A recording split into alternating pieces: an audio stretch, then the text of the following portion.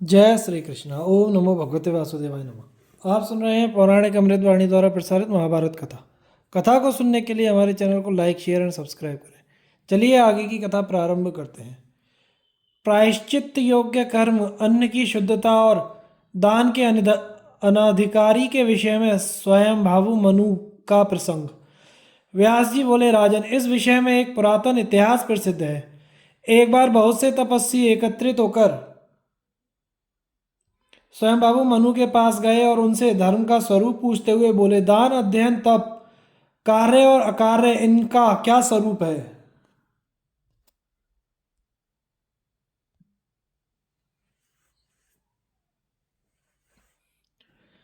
उनके इस प्रकार पूछे जाने पर मनु जी ने कहा, मैं संक्षेप और विस्तार से धर्म का यथार्थ स्वरूप बताता हूँ, आप ध्यान देकर सुने। शास्त्र में जिन पापों के प्रायश्चित का उल्लेख नहीं है, उनकी निवृत्ति के लिए मंत्र जप, होम और उपवास करें, आत्मज्ञान प्राप्त करें, पवित्र नदियों में स्नान करें और जहाँ प्रायश्चित करने वाले लोग रहते हों उन स्थानों में रहें। इन पुण्य कर्मों से ब्रह्मगिरी आदि पर्वतों पर रहने से, स्वर्ण भक्षण करने से, जिनमें रत्न हो, उन नदियों या सरोवरों में स्नान करने से, देवस्थानों में जाने से और घृतपान करने से अवश्य ही मनुष्य की तत्काल शुद्धि हो जाती है। मनुष्य को कभी गर्व नहीं करना चाहिए। यदि दीर्घायु की इच्छा हो तो तप्त कृच्छ्र व्रत की विधि से 3 दिन तक गर्म दूध, घृत और जल का सेवन करना चाहिए।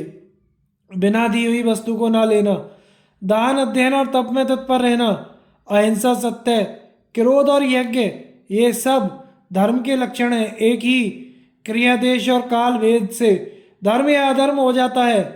चोरी करना, झूठ बोलना, हिंसा करना आदि अधर्म भी अवस्था विशेष में धर्म माने जाते हैं। विवेकी लोग जानते हैं कि धर्म और अधर्म ये दोनों ही देश काल के विचार से अधर्म और धर्म दोनों हो सकते हैं।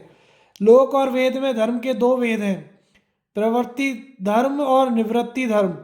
इनमें निवृत्ति धर्म का फल मोक्ष रूप अमृत तो है तथा प्रवृत्ति धर्म का फल जन्म मरण है।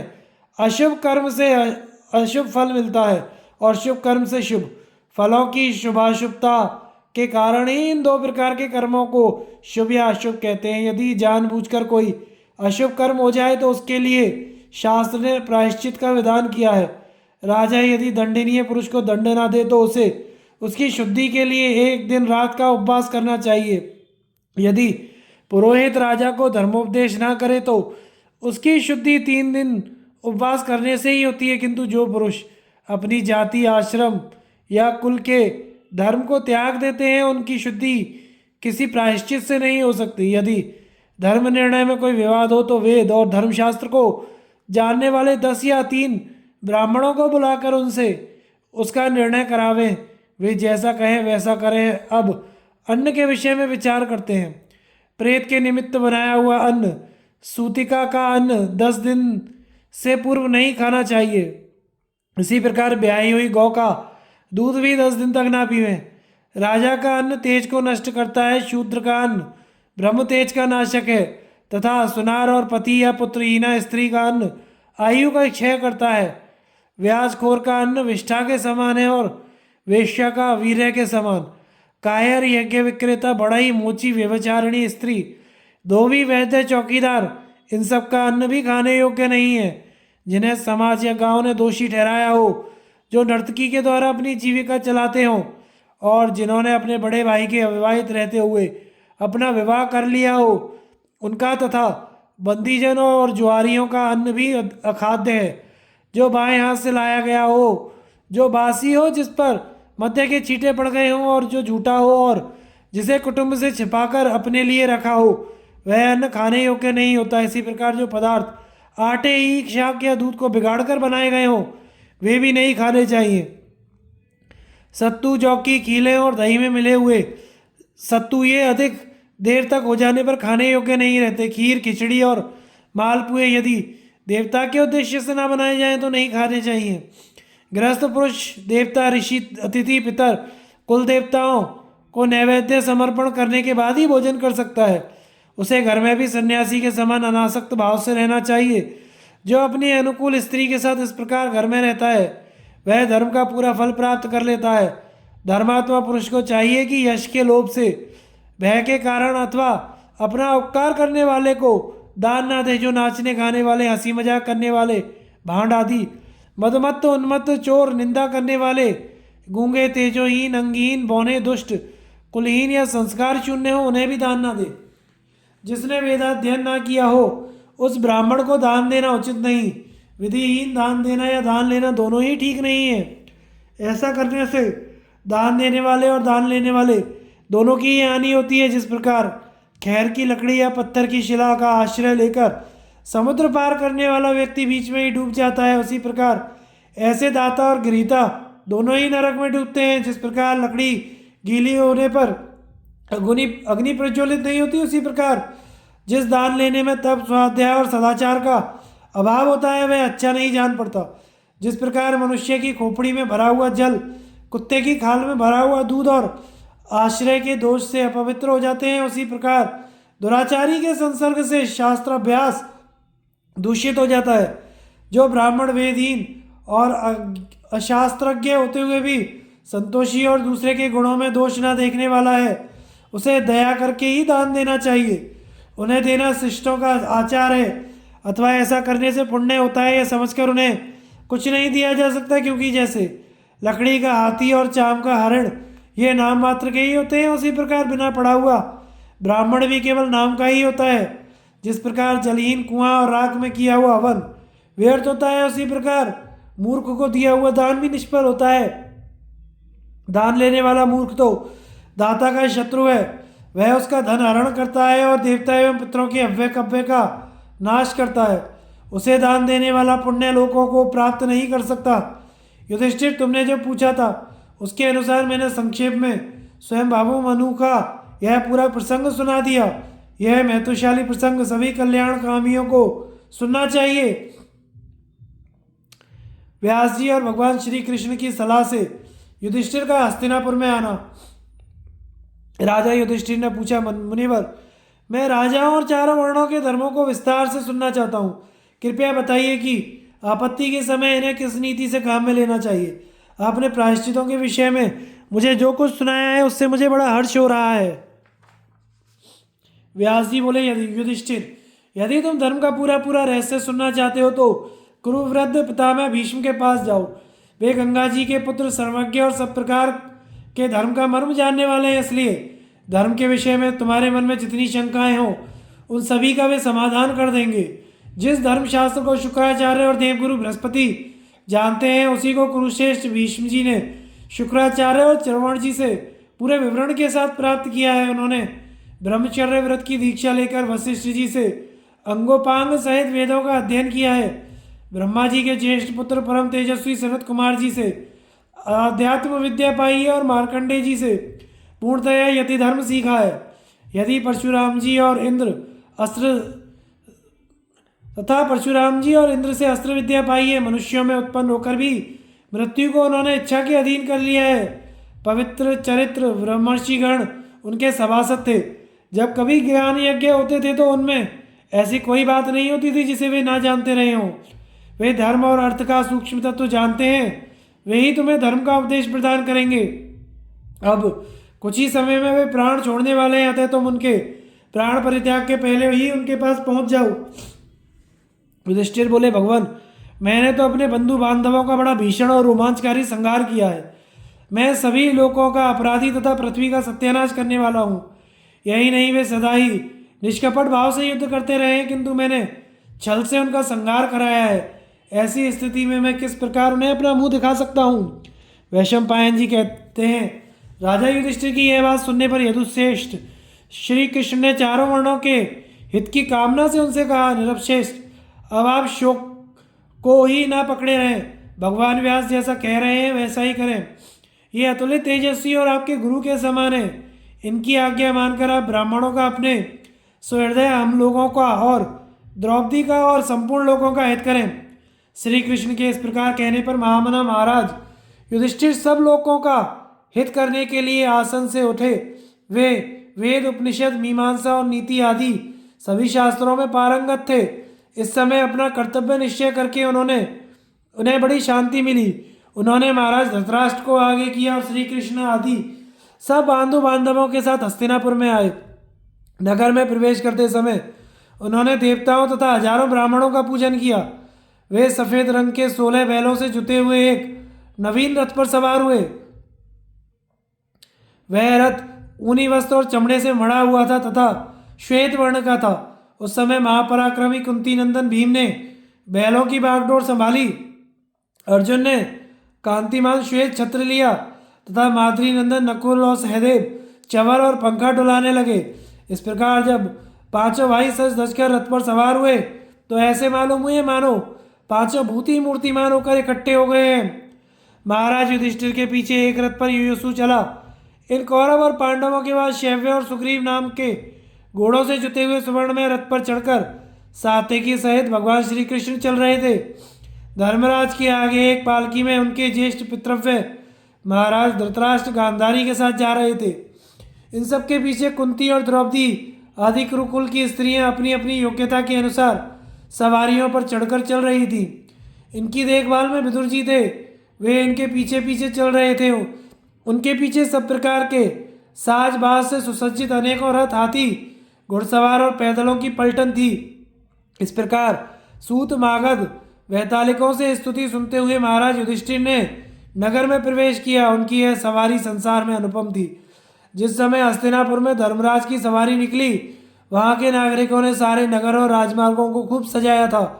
सड़कों पर सफ़ेद रंग के फूल बिखरे हुए थे। अनेकों ध्वजा पताकाएं लगाई गई थी तथा उन्हें अच्छी तरह से साफ करके धूप से सुगंधित किया गया था। राजमहल को सुगंधित द्रव्यों के चूरे से, तरह तरह के पुष्पों से और पुष्पों की बंधनवारों से छा दिया था। नगर के द्वार पर जल से भरे हुए नवीन कलश रखे हुए थे तथा जहाँ तहाँ श्वेत वर्ण के फूलों के गुच्छे लगाए गए थे।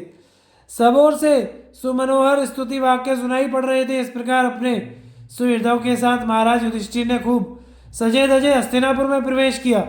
पांडवों के पूर्व प्रवेश के समय सहस्त्रों पुरवासी उन्हें देखने के लिए इकट्ठा हो गए। उस समय अनेकों पुर नारियां पांचों भाइयों की प्रशंसा कर रही थी। वे लज्जावश धीरे धीरे कहने लगी, पांचाल कुमारी, तुम धन्य हो जो तुम्हें इन पुरुष श्रेष्ठों की सेवा करने का सुअवसर प्राप्त हुआ है। तुम्हारे सभी पुण्य कर्म और व्रत सफल हैं। उनके ऐसे प्रशंसा वाक्यों से और आपस के प्रेमालाप से उस समय सारा नगर गूंज उठा। इस प्रकार महाराजा युधिष्ठिर धीरे धीरे राजमार्ग से निकलकर महल के द्वार पर आए। तब सब दरबारी, नगर निवासी और देश के लोग उनके सामने आए और प्रणाम करके तरह तरह की कानों को अच्छी लगने वाली बातें कहने लगे। वे बोले, महाराज, बड़े सौभाग्य की बात है कि आपने धर्म और बल के प्रभाव से अपना खोया हुआ राज्य पुनः प्राप्त कर लिया। आप 100 वर्ष तक हमारे राजा रहे और धर्मपूर्वक प्रजा का पालन करें। इस प्रकार राजद्वार पर मांगलिक वचनों से उनका सभी ने सत्कार किया तथा ब्राह्मणों ने भी आशीर्वाद दिए। उन सबको यथा योग्य स्वीकार कर महाराज रथ से उतरे और फिर राजभवन में पधारे।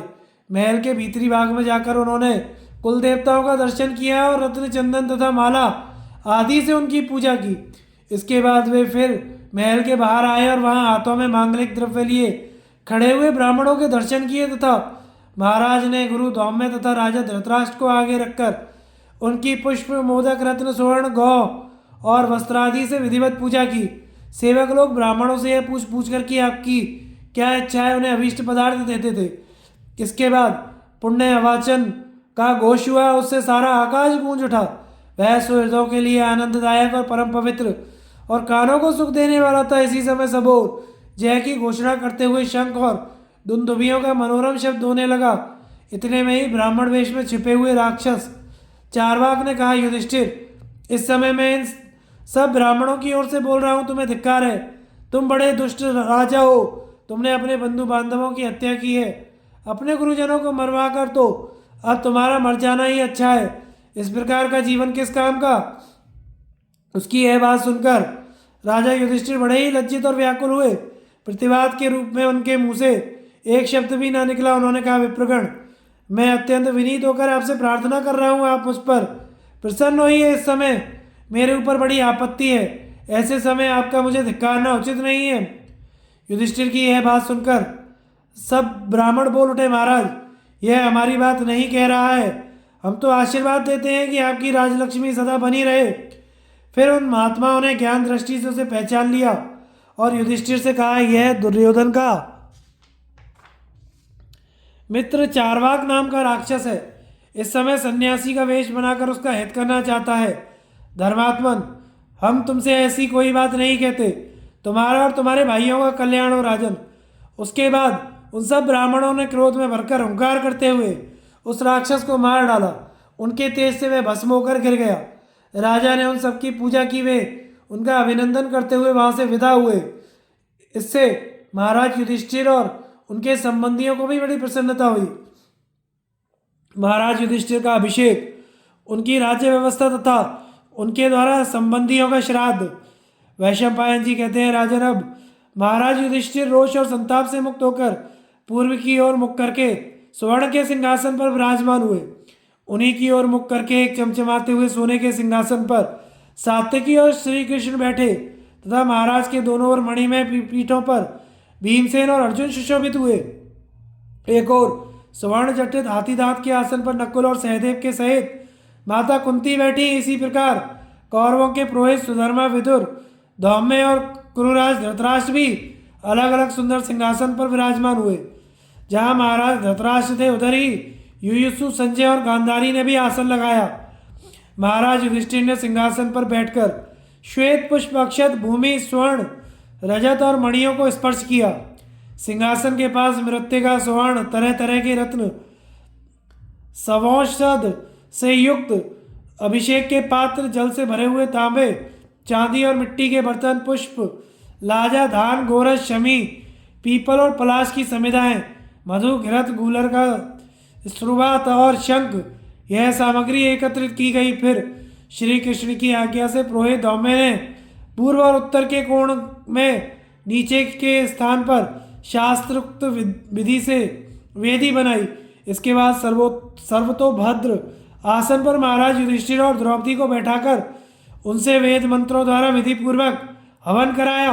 अब भगवान श्री कृष्ण खड़े हुए और उन्होंने पांचजन्य शंख में जल भरकर धर्मराज का अभिषेक किया। फिर उन्हीं के कहने से राजर्षि धृतराष्ट्र तथा सब दरबारियों ने पांचजन्य के द्वारा उनको अभिषिक्त किया।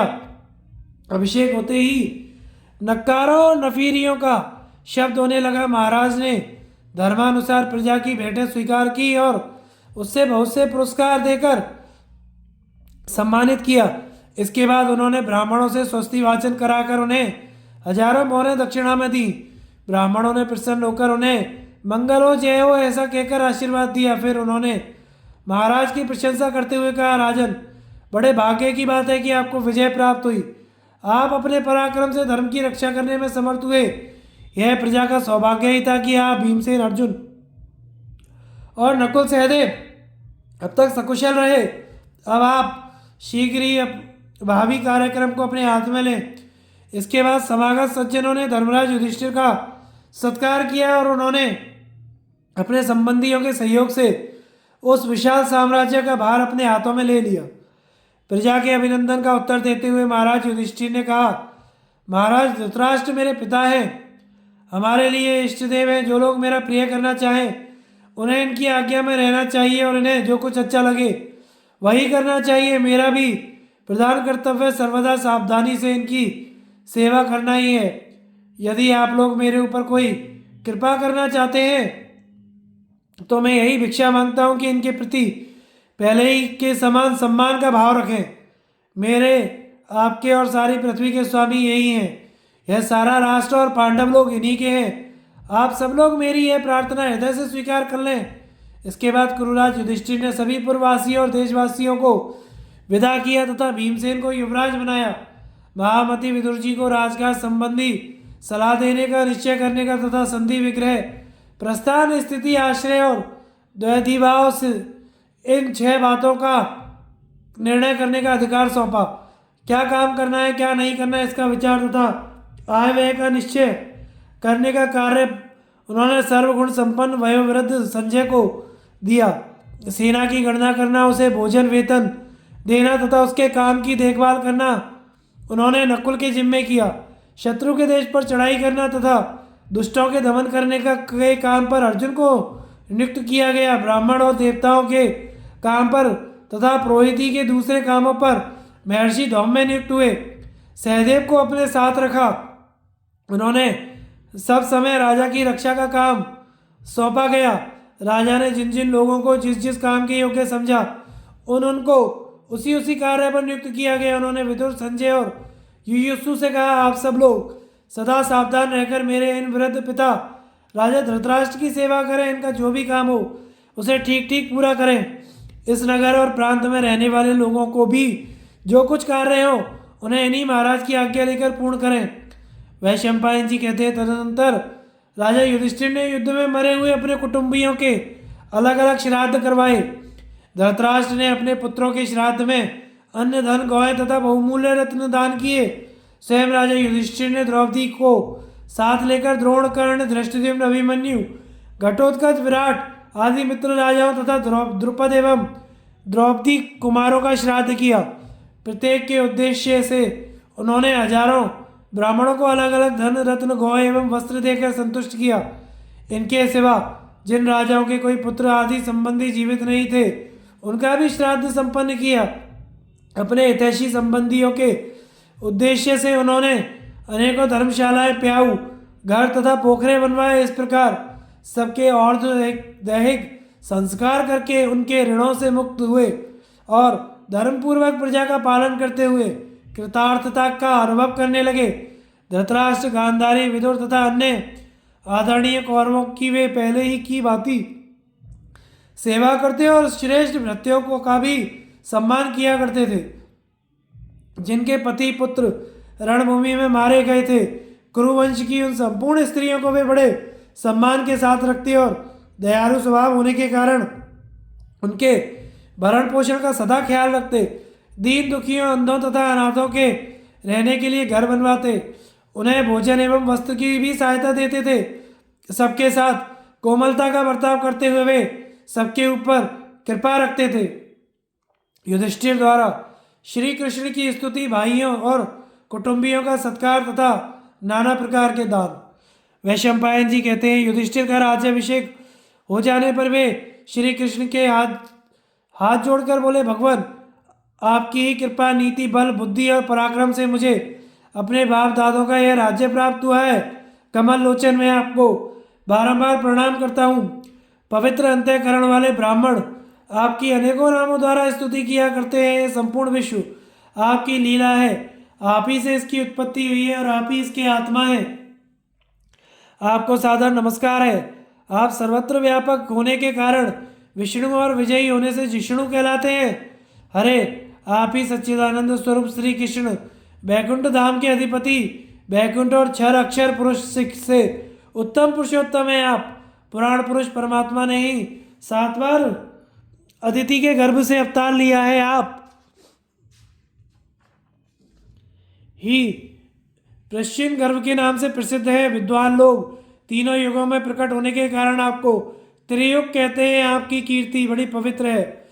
आप इंद्रियों के प्रेरक और यज्ञ स्वरूप हैं। आप हंस शुद्ध आत्मा कहलाते हैं। 3 नेत्रों वाले भगवान शंकर और आप एक ही हैं। आप ही विभु तथा दामोदर हैं। वारा, अग्नि, वृद्धभानु, सूर्य, वृषभ, धर्म, गरुड़ध्वज, अनीक साह, शत्रु सेना का वेग सह सकने वाले पुरुष, अंतर्यामी, शिपिविष्ट, यज्ञ मूर्ति, उरुक्रम, वामन आदि आप ही के नाम हैं। आप सबसे श्रेष्ठ और उग्र सेनापति हैं। सत्य स्वरूप, अन्नदाता तथा स्वामी कार्तिकेय भी आप ही हैं। आप स्वयं रण से कभी भी विचलित ना होकर शत्रुओं को पीछे हटाने वाले हैं। वैदिक संस्कारों से युक्त द्विज, संस्कार शून्य द्विजेतर मनुष्य भी आप ही के स्वरूप हैं। आप ही की कामनाओं की वर्षा करने वाले वृष धर्म है। कृष्ण धर्म, यज्ञ स्वरूप वृषधर्म, इंद्र का दर्प दलन करने वाले और वृषाकपि, हरिहरि भी आप ही हैं। आप ही सिंधु, समुद्र, निर्गुण परमात्मा तथा सूर्य, चंद्रमा, अग्नि रूप त्रिविध तेज हैं। ऊपर, नीचे और मध्य ये 3 दिशाएं भी आप ही हैं। आपने ही बैकुंठ धाम से आकर इस पृथ्वी पर अवतार धारण किया है। आप सम्राट, विराट, स्वराट तथा देवराज इंद्र हैं। यह संसार आप ही से प्रकट हुआ है। आप सर्वत्र व्यापक नित्य सत्तारूप और निराकार परमात्मा हैं। आप ही कृष्ण सबको अपनी ओर खींचने वाले तथा कृष्णवत्मा अग्नि है। आप ही को लोग अभीष्ट साधक अश्विनी कुमारों के पिता कपिल मुनि वामन यज्ञ ध्रुव गरुड़ तथा यज्ञसेन कहते हैं। आप मोर पंखधारी और प्राणियों को माया से बांधने वाले हैं। आप ही संपूर्ण आकाश को व्याप्त करने वाले महेश्वर हैं और पुनर्वसु नक्षत्र है। सुबहुरु अत्यंत पिंगलवर्ण रुक्म यज्ञ सुषेण दुंदुभि गभस्ती नेमी कालचक्र श्री पद्म पुष्कर पुष्पधारी रिभु विभु अत्यंत सूक्ष्म और सदाचारी, इन नामों से आपका ही कीर्तन किया जाता है। आप ही जल निधि समुद्र ब्रह्मा पवित्र धाम और धाम के ज्ञाता है केशव। विद्वान पुरुष आपको ही हिरण्यगर्भ तथा स्वधा स्वाहा आदि नामों से पुकारते हैं। कृष्ण आप ही इस जगत के आदि के कारण हैं। आप ही इसकी सृष्टि करते हैं और आप ही में इसका प्रलय होता है। विश्व ने ये संपूर्ण विश्व आपके ही अधीन है। शंख चक्र और गदा धारण करने वाले परमात्मन आपको मेरा बारंबार प्रणाम है। इस प्रकार धर्मराज ने जब सभा में भगवान श्री कृष्ण की स्तुति की तो उन्होंने भी अत्यंत प्रसन्न होकर राजा युधिष्ठिर का अभिनंदन किया। तदनंतर राजा ने दरबार में आए हुए प्रजाजनों को विदा कर दिया। वे सब लोग उनकी आज्ञा से अपने अपने घर को चले गए। इसके बाद युधिष्ठिर ने भीम अर्जुन नकुल तथा सहदेव को सांत्वना देते हुए कहा, प्रिय बंधुओं, गत महासमर में शत्रुओं ने नाना प्रकार के अस्त्र शस्त्रों का प्रहार करके तुम्हारे शरीरों को बहुत घायल कर दिया है। इससे तुम बहुत थक गए हो और विशेष कष्ट उठा चुके हो। अतः अब जाकर प्रसन्नता के साथ आराम करो। विश्राम के अनंतर जब तुम्हारा चित्त स्वस्थ हो जाएगा तो फिर कल मैं तुम लोगों से मिलूंगा। तत्पश्चात राजा धृतराष्ट्र की आज्ञा से युधिष्ठिर ने दुर्योधन का महल भी भीमसेन को अर्पण किया। उसमें बहुत सी अट्टालिकाएं शोभा दे रही थी। वहां रत्नों का भंडार भरा था और बहुत सी दास दासियां सेवा के लिए प्रस्तुत थीं। महाबाहु भीम उस महल में चले गए।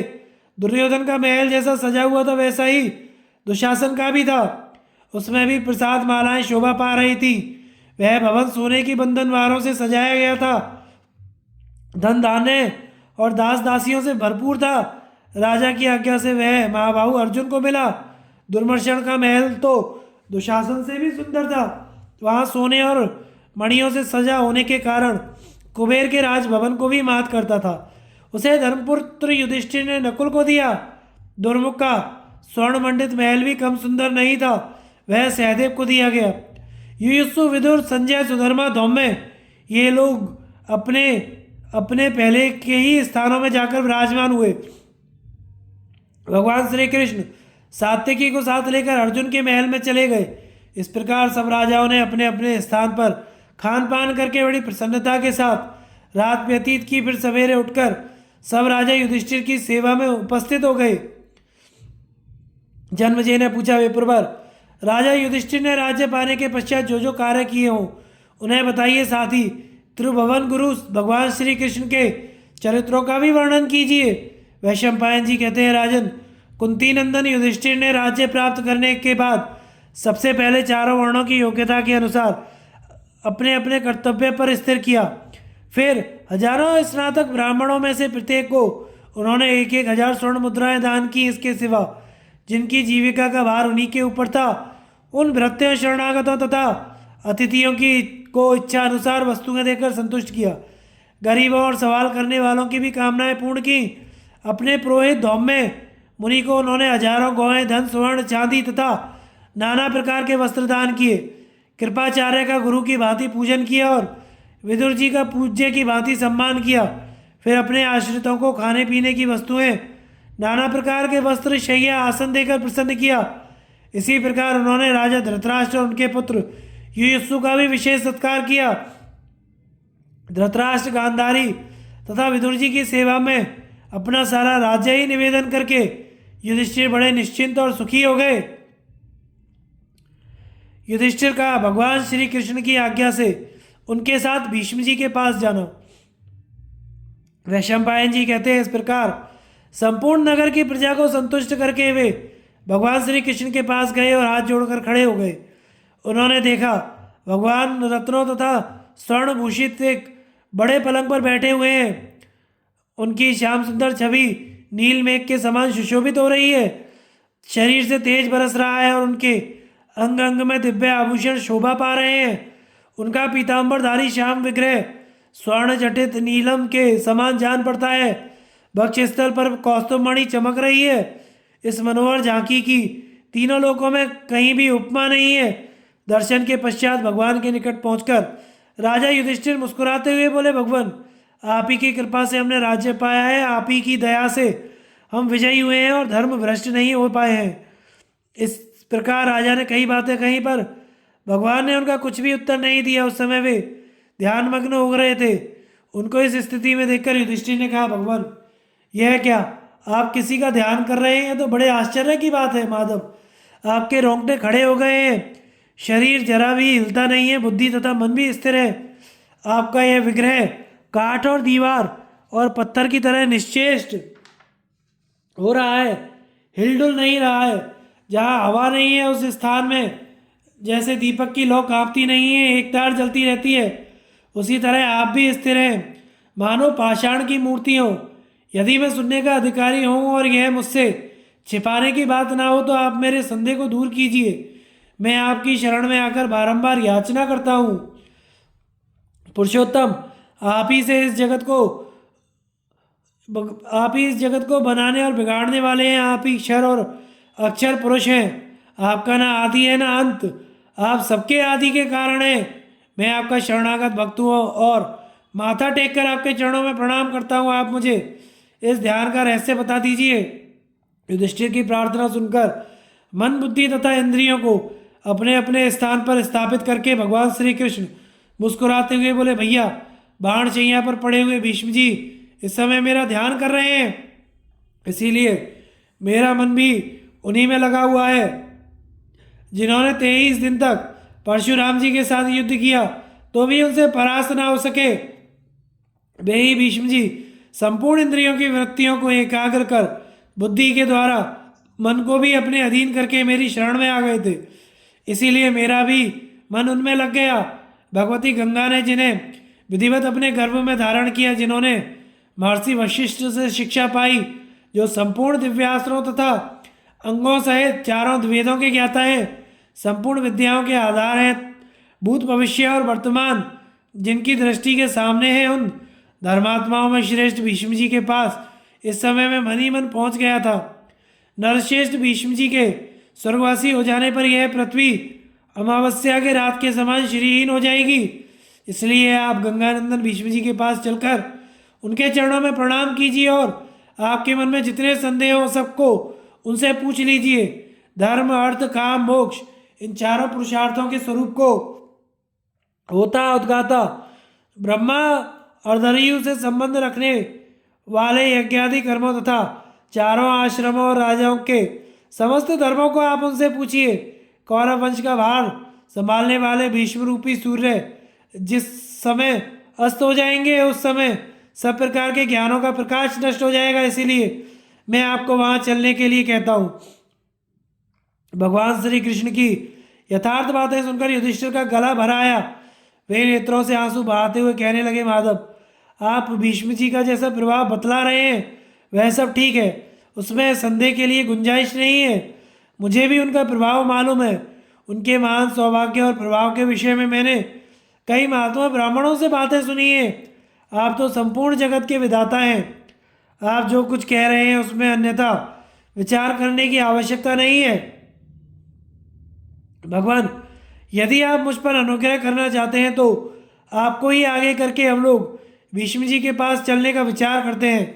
सूर्य के उत्तरायण होते ही वे देवलोक में चले जाएंगे, इसलिए अब उन्हें भी आपका दर्शन मिलना ही चाहिए। धर्मराज की बात सुनकर मधुसूदन पास ही बैठे हुए सात्यकी से बोले, तुम रथ तैयार कराओ। आज्ञा पाकर सात्यकी शिविर से बाहर निकले और दारुक से बोले, भगवान श्री कृष्ण का रथ जोत कर लाओ। सात्यकी के कथन अनुसार दारुक ने रथ जोत कर तैयार किया।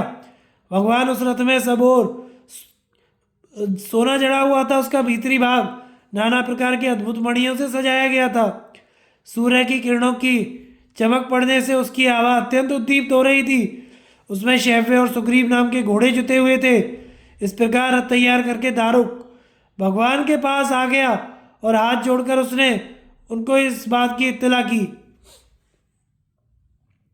भीष्म द्वारा भगवान की स्तुति। राजा जन्मेजय ने पूछा, मुनिवर, बाणशैया पर पड़े हुए पितामह भीष्म जी ने किस प्रकार अपने शरीर का परित्याग किया? उस समय उन्होंने किस योग की धारणा की? वैशंपायन जी कहते हैं, राजन, तुम पवित्र भाव से एकाग्रचित एवं सावधान होकर महात्मा भीष्म की देह त्याग का वृत्तांत सुनो। जब दक्षिणायन समाप्त हुआ और सूर्य उत्तर मार्ग पर आ गए, उस समय भीष्म जी ने ध्यानमग्न होकर मन को परमात्मा में लगाया। उनके आसपास अनेकों उत्तम ब्राह्मण विराजमान थे।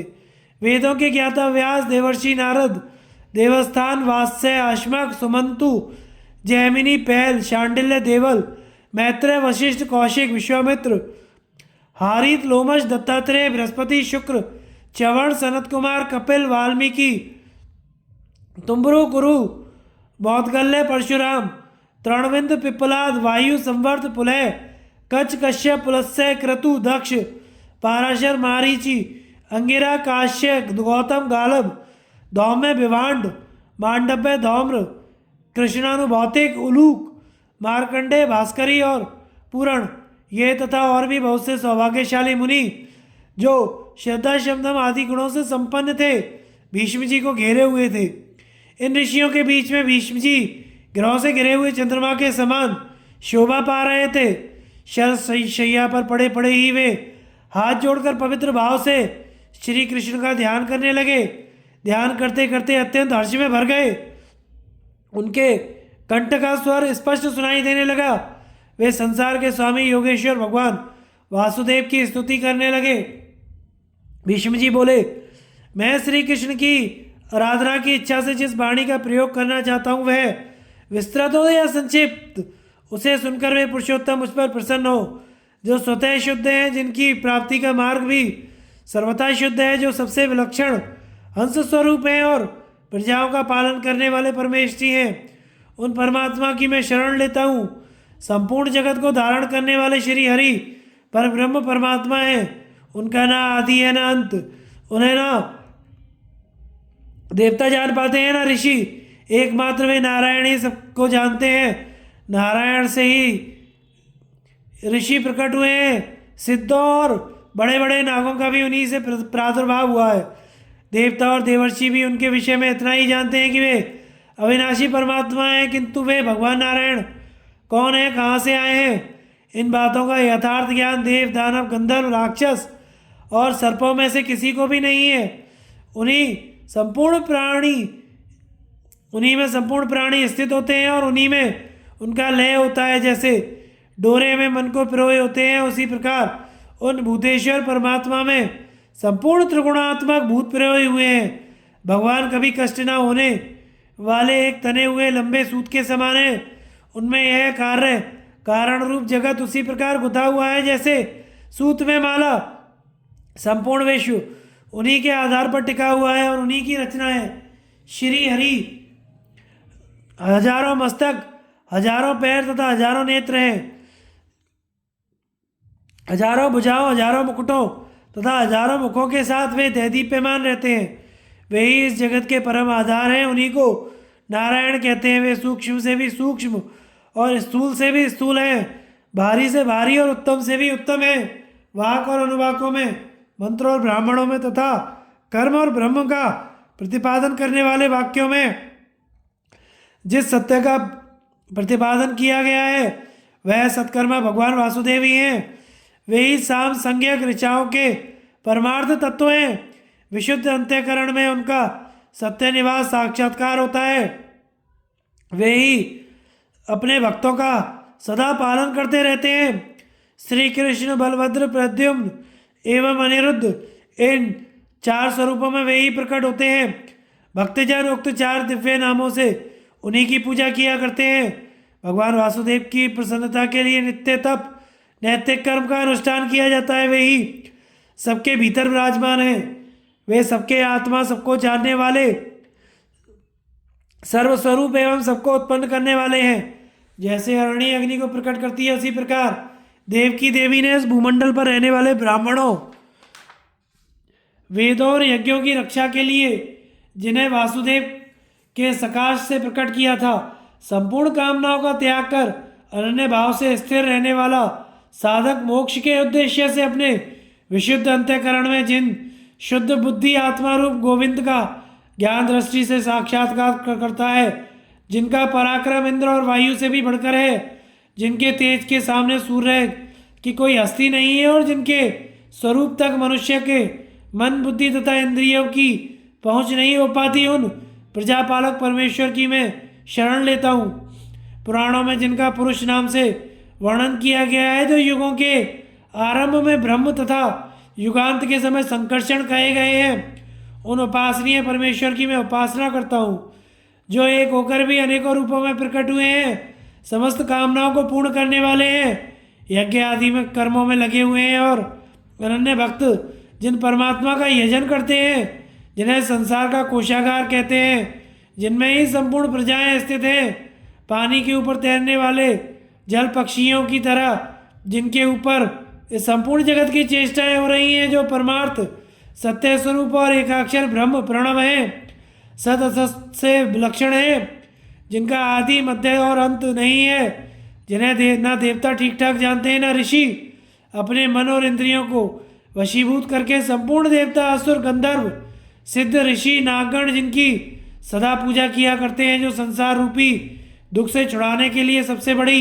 औषधि है, जो जन्म मरण से परे स्वयंभू एवं सनातन देवता हैं, तथा जो इन नेत्रों और बुद्धि की पहुँच से बाहर है, उन भगवान नारायण की मैं शरण लेता हूँ, जो इस विश्व के विधाता और चराचर जगत के स्वामी हैं, जिन्हें संसार का साक्षी तथा अविनाशी परमपद कहते हैं, उन परमात्मा की मैं शरण ग्रहण करता हूँ, जो स्वर्ण के समान कांति वाले और दैत्यों के संहारक हैं, एक होने पर भी जिन्हें अदिति देवी ने अपने गर्भ से 12 आदित्यों के रूप में प्रकट किया, उन सूर्य स्वरूप परमेश्वर को नमस्कार है, जो अपनी अमृतमयी कलाओं से शुक्ल पक्ष में देवताओं को और कृष्ण पक्ष में पितरों को तृप्त करते हैं, तथा जो संपूर्ण देवजों के राजा हैं, उन्हें चंद्रमा के रूप में प्रकट हुए परमात्मा को प्रणाम है, जो अज्ञान में महान अंधकार से परे और ज्ञान लोक से अत्यंत प्रकाशित होने वाले आत्मा हैं, जिन्हें जान लेने पर मनुष्य मौत के चंगुल से छूट जाता है, उन ज्ञेय रूप परमेश्वर को नमस्कार है। उक्त नामक व्रत यज्ञ के समय अग्न्यादान काल में तथा महायाग में ब्राह्मण वृंद जिनका ब्रह्म के रूप में स्तवन करते हैं, उन वेद भगवान को नमस्कार है। ऋग्वेद यजुर्वेद तथा सामवेद जिनके आश्रय हैं, 5 प्रकार के अविश्य जिसका स्वरूप है, तथा गायत्री आदि 7 छंद ही जिसकी 7 तंतु हैं, उस यज्ञ के स्वरूप में प्रकट हुए परमात्मा को प्रणाम है। 4 4 2 2 5 और 2 अक्षरों वाले मंत्रों सहित जिन्हें अविश्य अर्पण किया जाता है, उन होम स्वरूप परमेश्वर को नमस्कार है, जो यजु नाम धारण करने वाले वेद रूपी पुरुष हैं। गायत्री आदि छंद जिनके हाथ पैर आदि अवयव हैं, यज्ञ जिनका मस्तक है, तथा रतंतर और बृहत नामक सामी जिनकी सांत्वना भरी वाणी है, उन स्त्रोत रूपी भगवान को प्रणाम है, जो 1000 वर्णों में पूर्ण होने वाले प्रजापतियों के यज्ञ में सोने की पाख वाले पंछी के रूप में प्रकट हुए थे, उन अंशरूपधारी परमेश्वर को प्रणाम है। पदों के समूह जिनके अंग हैं, संधि जिनके शरीर की जोड़ है, स्वर और व्यंजन जिनके लिए आभूषण का काम देते हैं, तथा जिन्हें दिव्य अक्षर कहते हैं, उन परमेश्वर को वाणी के रूप में नमस्कार है, जिन्होंने तीनों लोकों का हित करने के लिए यज्ञ में वाराह रूप धारण करके इस पृथ्वी को रसातल के ऊपर उठाया था, उन वीर स्वरूप भगवान को प्रणाम है, जो अपनी योग माया का आश्रय लेकर शेषनाग के 1000 फनों से बने हुए पलंग पर शयन करते हैं, उन निंद्रा स्वरूप परमात्मा को नमस्कार है, जिनका सारा व्यवहार केवल धर्म के लिए ही है। उन वश में की हुई इंद्रियों के द्वारा जो मोक्ष के साधन भूत वैदिक उपायों से काम लेकर संतों की धर्म मर्यादा का प्रसार करते हैं, उन सत्स्वरूप परमात्मा को नमस्कार है जो भिन्न भिन्न धर्मों का आचरण करके अलग अलग उनके फलों की इच्छा रखते हैं। ऐसे पुरुष पृथक धर्मों के द्वारा जिनकी पूजा करते हैं, उन धर्म में भगवान को प्रणाम है। जिस अनंग की प्रेरणा से संपूर्ण अंगधारी प्राणियों का जन्म होता है, जिससे समस्त जीव उन्मत्त हो उठते हैं, उस काम के रूप में प्रकट हुए परमेश्वर को नमस्कार है जो स्थूल जगत में अव्यक्त रूप से विराजमान है। बड़े बड़े महर्षि जिसके तत्व का अनुसंधान करते रहते हैं, जो संपूर्ण क्षेत्रों में क्षेत्रज्ञ के रूप में बैठा हुआ है, उस क्षेत्र रूपी परमात्मा को प्रणाम है जो जागृत, स्वप्न तथा सुषुप्ति अवस्था में भेद से त्रिविध प्रतीत होते हैं और गुणों के कार्यभूत 16 विकारों से आवृत होने पर भी अपने स्वरूप में ही स्थित हैं। सांख्य मत के अनुयायी जिन्हें उक्त 16 विकारों का साक्षी और उनसे निर्लिप्त 17वां तत्व पुरुष मानते हैं, उन सांख्य रूप परमात्मा को नमस्कार है जो नींद को जीतकर प्राणों पर विजय पा चुके हैं और इंद्रियों को अपने वश में कर शुद्ध सत्वों में स्थित हो गए हैं। वे निरंतर योगाभ्यास में लगे हुए योगी जन समाधि में जिनके ज्योतिर्मय स्वरूप का साक्षात्कार करते हैं, उन योग रूप परमात्मा को प्रणाम है। पाप और पुण्य का क्षय हो जाने पर पुनर्जन्म के भय से मुक्त हुए शांत चित्त सन्यासी जिन्हें प्राप्त करते हैं, उन मोक्ष रूप परमेश्वर को नमस्कार है। सृष्टि के 1000 युग बीतने पर प्रचंड ज्वालाओं से युक्त प्रलयकालीन अग्नि का रूप धारण करके जो संपूर्ण प्राणियों का संहार करते हैं, उन उग्र रूपधारी परमात्मा को प्रणाम है। इस प्रकार संपूर्ण भूतों का भक्षण करके जो इस जगत को जलमय कर देते हैं और स्वयं बालक का रूप धारण कर अक्षय वट के पत्ते पर शयन करते हैं, उन माया में बाल मुकुंद को नमस्कार है। जिस पर यह विश्व टिका हुआ है वह ब्रह्मांड कमल जिन पुंडरीकाक्ष भगवान की नाभि से प्रकट हुआ है, उन कमल रूपधारी परमेश्वर को प्रणाम है जिनके हजारों मस्तक हैं, जो अंतर्यामी रूप से सबके भीतर विराजमान है, जिनका स्वरूप किसी सीमाओं में आबद्ध नहीं है, जो चारों समुद्र के मिलने से एकार्णव हो जाने पर योग निद्रा का आश्रय ले शयन करते हैं, उन योग निद्रा रूप भगवान को नमस्कार है जिनके मस्तक के बालों की जगह मेघ है, शरीर की संधियों में नदियां हैं और उधर में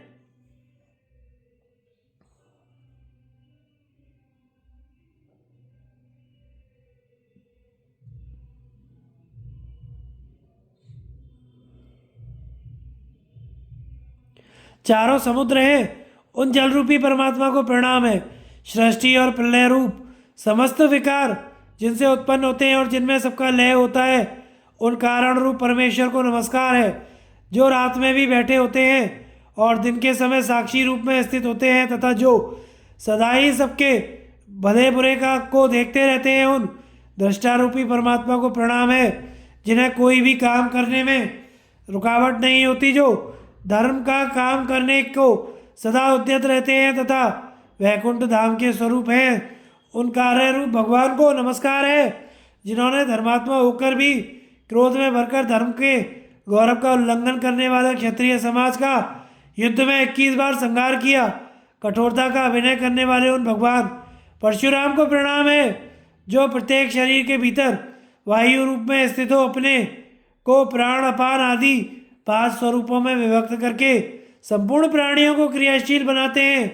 उन वायु रूप परमेश्वर को नमस्कार है जो प्रत्येक युग में योग माया के बल से अवतार धारण करते हैं और मास, ऋतु, अयन तथा वर्षों के द्वारा सृष्टि और प्रलय करते रहते हैं। उन काल रूप परमात्मा को भी प्रणाम है।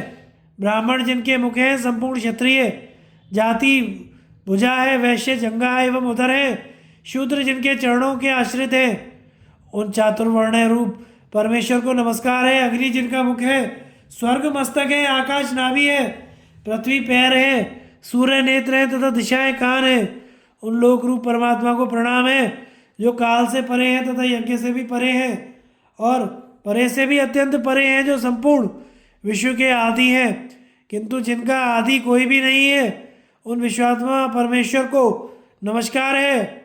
वैशेषिक दर्शन में बताए हुए रूप रस आदि गुणों के द्वारा आकृष्ट हो जो लोग विषयों के सेवन में प्रवृत्त हो रहे हैं, उनकी उन विषयों की आसक्ति से जो रक्षा करने वाले हैं, उन रक्षक रूप परमात्मा को प्रणाम है। जो अन्न जल रूपी ईंधन को पाकर शरीर के भीतर रस और प्राण शक्ति को बढ़ाते हैं तथा संपूर्ण प्राणियों को धारण करते हैं, उन प्राणात्मा परमेश्वर को नमस्कार है। प्राणों की रक्षा के लिए जो भक्ष्य भोज्य चोष्य लेह्य 4 प्रकार के अन्नों का भोग लगाते हैं और स्वयं ही पेट के भीतर अग्नि के रूप में स्थित भोजन को पचाते हैं, उन पाक रूप परमेश्वर को प्रणाम है। जिनका नरसिंह रूप दानवराज हिरण्यकशिपु का अंत करने वाला था, उस समय जिनके नेत्र और कंधे के बाल पीले दिखाई पड़ते थे, बड़ी बड़ी दाढ़ें और नखी जिनके आयुध थे, उन दर्पण रूपधारी भगवान नरसिंह को प्रणाम है। जिन्हें ना देवता, ना गंधर्व, ना दैत्य और ना दानव ही ठीक ठीक जान पाते हैं, उन सूक्ष्म स्वरूप परमात्मा को नमस्कार है। जो सर्वव्यापक भगवान श्रीमान अनंत नामक शेषनाग के रूप में रसातल में रहकर संपूर्ण जगत को अपने मस्तक पर धारण करते हैं, उन वीर्य रूप परमेश्वर को प्रणाम है। जो इस सृष्टि परंपरा की रक्षा के लिए संपूर्ण प्राणियों को स्नेह पाश में बांधकर मुंह में डाले रखते हैं, उन मोहरूप भगवान को नमस्कार है। अन्नमय आदि 5 कोशों में स्थित अंतरतम आत्मा का ज्ञान होने के पश्चात विशुद्ध बोध के द्वारा विद्वान पुरुष जिन्हें प्राप्त करते हैं, उन ज्ञान स्वरूप पर ब्रह्म को प्रणाम है। जिनका स्वरूप किसी प्रमाण का विषय नहीं है, जिनके बुद्धि रूपी नेत्र सब ओर व्याप्त हो रहे हैं तथा जिनके भीतर अनंत विषयों का समावेश है, उन दिव्यात्मा परमेश्वर को नमस्कार है।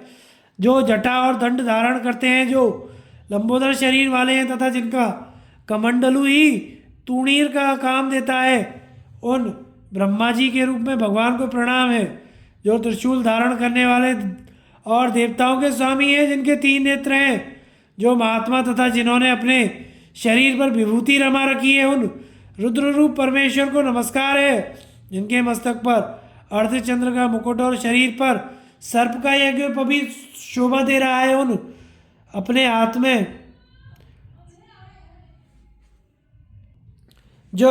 में पिनाक और त्रिशूल धारण करते हैं, उन उग्र रूपधारी भगवान शंकर को प्रणाम है। जो संपूर्ण प्राणियों के आत्मा और उनके जन्म मृत्यु के कारण है, जिनमें क्रोध, दोह और मोह का सर्वथा अभाव है, उन शांतात्मा परमेश्वर को नमस्कार है।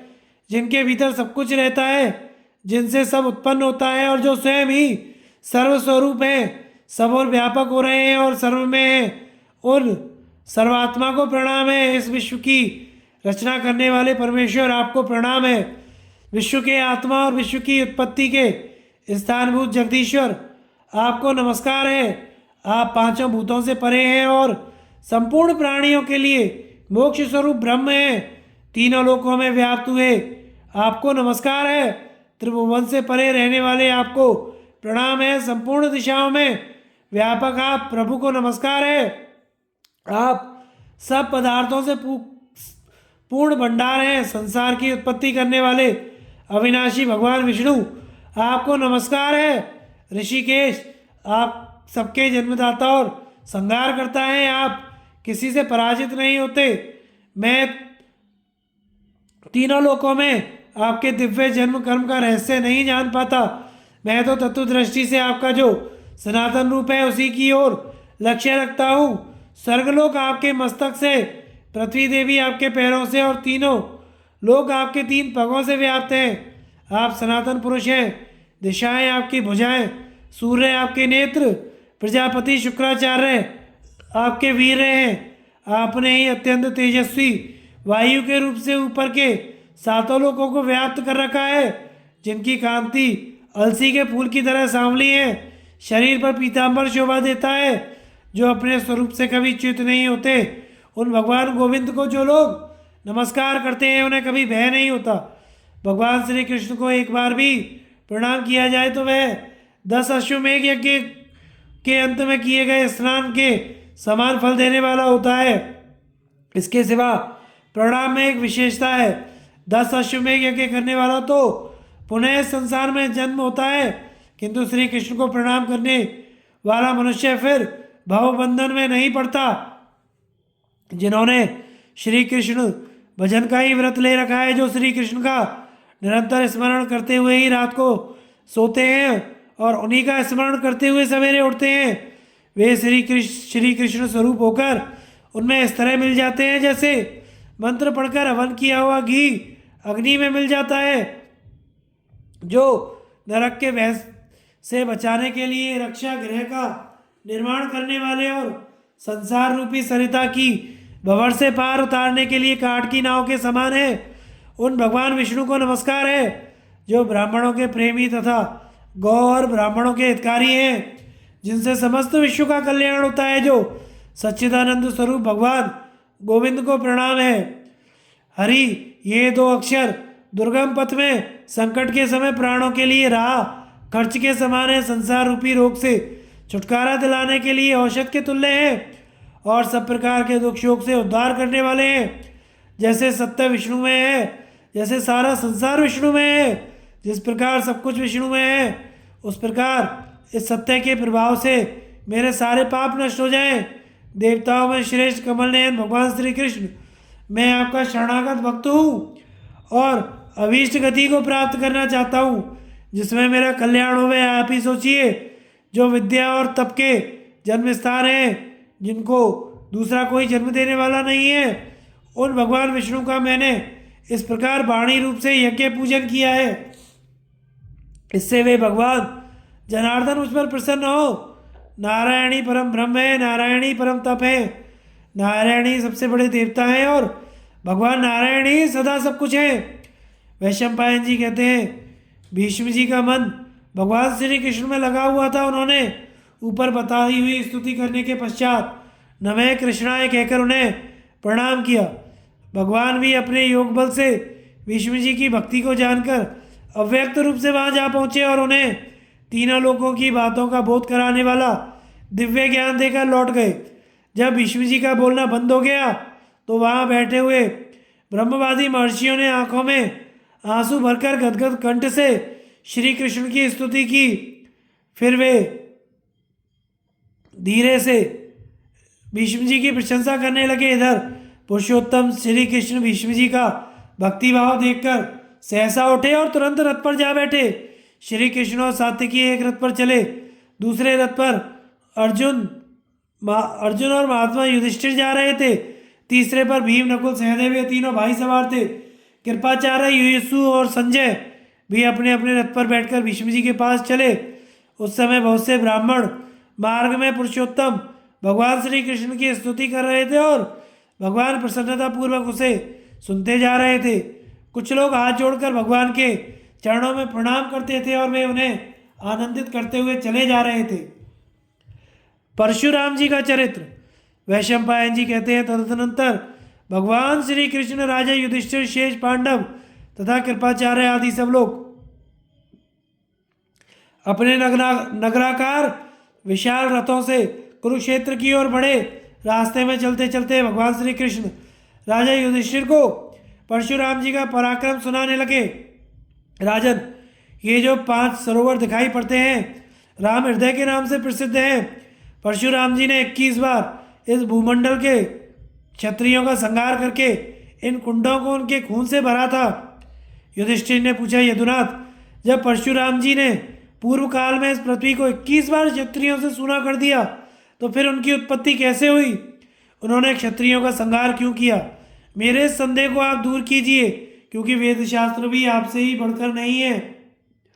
वैशंपायन जी कहते हैं, राजा युधिष्ठिर के इस प्रकार पूछने पर श्री कृष्ण ने वह घटना जैसे घटित हुई थी उन्हें कह सुनाई।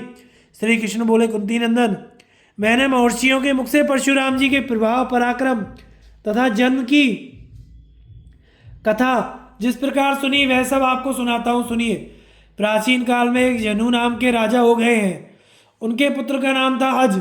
अज से बलाकाशु का जन्म हुआ और बलाकाशु के पुत्र का नाम कुशिक हुआ। कुशिक बड़े धर्मज्ञ थे। उन्होंने पुत्र प्राप्ति के लिए कठोर तपस्या की। इससे साक्षात इंद्र ही उनके यहाँ पुत्र रूप में अवतीर्ण हुए। उनका नाम पड़ा गाधी। राजा गाधी की एक पुत्री हुई जिसका नाम था सत्यवती। राजा ने भृगुनंदन ऋचिक मुनि के साथ अपनी उस कन्या का ब्याह कर दिया। सत्यवती बड़े आचार विचार से रहती। उसकी शुद्धता देखकर ऋचिक मुनि बड़े प्रसन्न हुए। उन्होंने सत्यवती को तथा राजा गाधी को पुत्र देने के लिए चरु तैयार किया और अपनी उस पत्नी को बुलाकर कहा, कल्याणी, यह 2 तरह के चरु हैं। इनमें से यह तो तुम स्वयं खा लेना और दूसरा अपनी माँ को खिला देना। इससे तुम्हारी माता के गर्भ से एक तेजस्वी पुत्र उत्पन्न होगा जो बड़े बड़े क्षत्रियों का संहार करेगा और कोई भी क्षत्रिय से युद्ध में नहीं जीत सकेगा। इसी तरह तुम्हारे लिए जो चरु तैयार किया है, इसको खाने से तुम एक श्रेष्ठ ब्राह्मण बालक उत्पन्न करोगी जो मन पर काबू रखने वाला, तपस्वी तथा धैर्यवान होगा। पत्नी को इस प्रकार समझाकर तपस्या में लगे रहने वाले ऋचिक मुनि वन में चले गए। इसी समय तीर्थ यात्रा को निकले हुए राजा गाधी अपनी स्त्री के साथ ऋचिक के आश्रम पर आए। सत्यवती उस समय दोनों चरु हाथ में लेकर बड़ी उतावली के साथ माता के पास पहुंची और उसके पति ने जो कुछ कहा था वह सब प्रसन्नतापूर्वक उसने अपनी माँ को सुना दिया। उसकी माता ने भूल से अपना चरु तो सत्यवती को दे दिया और स्वयं उसका खा लिया। तदनंतर सत्यवती ने क्षत्रियों का विनाश करने वाला गर्भ धारण किया। उसकी अवस्था देखकर ऋचिक मुनि ने कहा, कल्याणी, मैंने तुम्हारे चरु में ब्राह्मण का महान तेज स्थापित किया था और तुम्हारी माता के चरु में क्षत्रियों का संपूर्ण तेज रख दिया था, किंतु अब चरुओं के बदल जाने से ऐसी बात नहीं होगी। तुम्हारी माता का पुत्र तो ब्राह्मण होगा और तुम्हारा पुत्र क्षत्रिय है। यह सुनकर सत्यवती कांप उठी। उसने पति के चरणों पर मस्तक रखकर कहा, भगवान, अब ऐसी बात ना कहिए। मुझे ब्राह्मणत्व से रहित पुत्र पाने का आशीर्वाद ना दीजिए। ऋचिक ने कहा, कल्याणी, मैंने संकल्प नहीं किया था कि तुम्हारे गर्भ से ऐसा पुत्र हो। यह भयंकर कर्म करने वाला बालक तो चरु बदल जाने के कारण तुम्हारे ही गर्भ से उत्पन्न होगा। सत्यवती बोली, मुनिवर, आप तो इच्छा करते ही संपूर्ण लोगों की सृष्टि कर सकते हैं, फिर एक पुत्र उत्पन्न करना कौन सी बड़ी बात है। मुझे तो वही पुत्र दीजिए जो शांत हो, सरल हो। मेरा पौत्र भले ही उग्र स्वभाव का हो जाए, किंतु पुत्र तो मैं शांति ही चाहती हूँ। ऋषिक ने कहा, भद्रे, अच्छी बात है, तुमने जो कहा वैसा ही होगा। श्री कृष्ण कहते हैं, तदनंतर सत्यवती ने जमदग्नि मुनि को जन्म दिया जो बड़े तपस्वी, शांत और नियमों का पालन करने वाले थे। उधर कुशिक नंदन गाधी ने विश्वामित्र को उत्पन्न किया जो संपूर्ण ब्राह्मणोचित गुणों से संपन्न थे और ब्रह्मर्षि की पदवी को प्राप्त हुए। जमदग्नि ने जिस उग्र स्वभाव वाले पुत्र को उत्पन्न किया वही परशुराम थे। वे संपूर्ण विद्याओं तथा धनुर्वेद के पारगामी विद्वान हुए। वे ही क्षत्रिय कुल का संहार करने वाले तथा प्रज्वलित अग्नि के समान तेजस्वी हुए। उन्होंने गंधमादन पर्वत पर महादेव जी को प्रसन्न करके उनसे अनेकों दिव्यास्त्र तथा तेजस्वी परशु प्राप्त किया। संसार में इनकी समानता करने वाला कोई नहीं था। उन्हीं दिनों की बात है, राजा कृतवीर्य के एक अर्जुन नाम का अत्यंत तेजस्वी पुत्र हुआ जो है वंशी क्षत्रियों का स्वामी था। उसने दत्तात्रेय जी की कृपा से 1000 बाहें प्राप्त की थी। वह महान तेजस्वी चक्रवर्ती राजा था। उसने अश्वमेघ यज्ञ में संपूर्ण पृथ्वी, जिसे अपने बाहुबल से जीता था, ब्राह्मणों को दान कर दी थी। एक बार अग्निदेव ने उससे भिक्षा मांगी और उसने अपनी हजारों भुजाओं के पराक्रम का भरोसा करके उन्हें भिक्षा दी। उसके बाणों के अग्रभाग से प्रकट होकर अग्नि ने अनेकों गांव, नगरों, देशों तथा गौशालाओं को जलाकर भस्म कर डाला।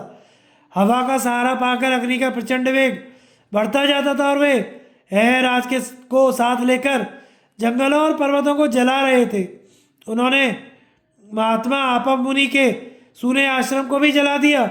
इससे आपव ने रोष में भरकर अर्जुन को इस प्रकार शाप दिया कि तुमने मेरे इस जंगल को भी जलाए बिना नहीं छोड़ा, इसलिए संग्राम में तुम्हारी इन भुजाओं को परशुराम जी काट डालेंगे। अर्जुन ने उस शाप पर ध्यान नहीं दिया। उसके पुत्र बहुत बली थे, वे घमंडी और क्रूर भी थे। शापवश वे ही अपने पिता के वध में कारण बने। एक दिन वे जमदग्नि मुनि की गाय के बछड़े को चुरा ले गए। कार्तवीर्य अर्जुन को इसका कुछ भी पता नहीं था। उस बछड़े के लिए घोर युद्ध हुआ। उसी में परशुराम जी ने रोष में भरकर अर्जुन की भुजाओं को काट डाला। फिर बछड़े को लेकर वे अपने आश्रम पर चले आए।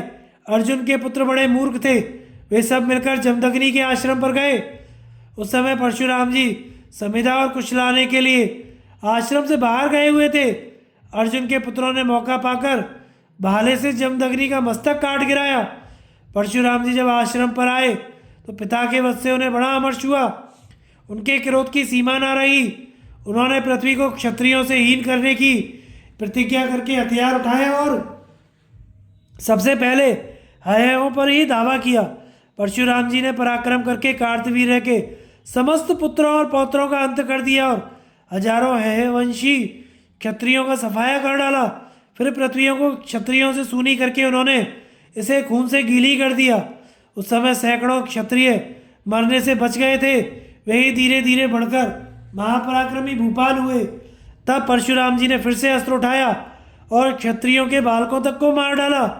अब क्षत्राणियों के गर्भ में ही बच्चे रह गए थे, पर उनमें से जो भी जन्म लेता उसका पता लगाकर वे वध कर डालते। उस समय कुछ ही क्षत्रिय नारियां अपने गर्भ को बचा सकी। इस प्रकार 21 बार क्षत्रियों का संहार करके उन्होंने अश्वमेध यज्ञ किया और यह पृथ्वी कश्यप जी को दान में दे दी। तब शेष क्षत्रियों की जीवन रक्षा के लिए कश्यप जी ने परशुराम से कहा, राम तुम दक्षिण समुद्र के किनारे चले जाओ, अब मेरे राज्य में कभी निवास ना करना। यह सुनकर परशुराम जी चले गए। समुद्र ने उनके लिए जगह खाली कर दी जो शूरपारक देश के नाम से प्रसिद्ध हुआ। उसे अपरांत भूमि भी कहते हैं। कश्यप जी ने परशुराम की दी हुई पृथ्वी स्वीकार करके उसे ब्राह्मणों के सुपुर्द कर दिया और स्वयं भी वन को चले गए। उस समय कोई बलवान रक्षक न होने के कारण सब और अराजकता फैल गई। बलि दुर्बलों को सताने लगे। ब्राह्मणों में से किसी की प्रभुता कायम न रही। कालक्रम से पापियों का प्रभाव बढ़ा और पृथ्वी कष्ट पाने लगी। अत्याचार से पीड़ित हो यह वसुधा रसातल में धंसने लगी। यह देखकर कश्यप जी ने अपने उरुओं से सहारा देकर इसे रोका, इसलिए यह उर्वी कहलाने लगी। तब इस पृथ्वी ने अपनी रक्षा के लिए कश्यप जी को प्रसन्न करके वरदान मांगा, ब्राह्मण मैंने बहुत से हयवंशी क्षत्रियों को स्त्रियों में छिपा रखा है, वे मेरी रक्षा करें। उनके सिवा पुरुवंशी विदुरथ का भी एक पुत्र जीवित है, जिसे रक्षवान पर्वत पर ही ऋषियों ने पालकर बड़ा किया है। इसी तरह महर्षि पाराशर ने दयावश राजा सौदास के पुत्रों की जान बचाई है। राजा शिवी का भी एक तेजस्वी पुत्र है जिसका नाम है गोपति। उसे वन में गौओं ने पाल पोस कर बड़ा किया है। राजा प्रतर्दन का पुत्र वत्सवी जीवित है, जिसे गौशाला में बछड़ों ने पाला है। दिव्यरथ के पुत्र को महर्षि गौतम ने गंगा तट पर छिपा रखा है। महान तेजस्वी बृहद्रथ भी जीवित है, जिन्हें गृहद्रकूट पर्वत पर लंगूरों ने बचाया है तथा मरुत के वंश में उत्पन्न हुए। बहुत से क्षत्रिय बालकों की समुद्र ने रक्षा की है। ये राजपूत बालक भिन्न भिन्न स्थानों पर मौजूद हैं। यदि ये मेरी रक्षा करें तो मैं स्थिर रह सकती हूँ। इन बेचारों के बाप दादे परशुराम जी के द्वारा युद्ध में मारे गए थे। मैं धर्म की मर्यादा लांघने वाले क्षत्रिय द्वारा अपनी रक्षा नहीं चाहती। धार्मिक पुरुष के संरक्षण में ही रहूंगी। आप शीघ्र इसका प्रबंध कीजिए। पृथ्वी की प्रार्थना सुनकर कश्यप जी ने ऊपर बताए हुए राजकुमारों को भिन्न भिन्न स्थानों से एकत्रित किया और उन्हें पृथ्वी के भिन्न भिन्न देशों के राज्य पर अभिषिक्त कर दिया। आज जिनके वंश कायम है ये उन्हीं के पुत्र पौत्रों में से है। राजन, आपके प्रश्न के अनुसार यह प्राचीन इतिहास मैंने सुना दिया। इसी प्रकार ये बातें हुई थी। धन्यवाद। आगे की कथा का प्रसारण हम अगले भाग में करेंगे। हमारे चैनल को लाइक शेयर और सब्सक्राइब करें। धन्यवाद।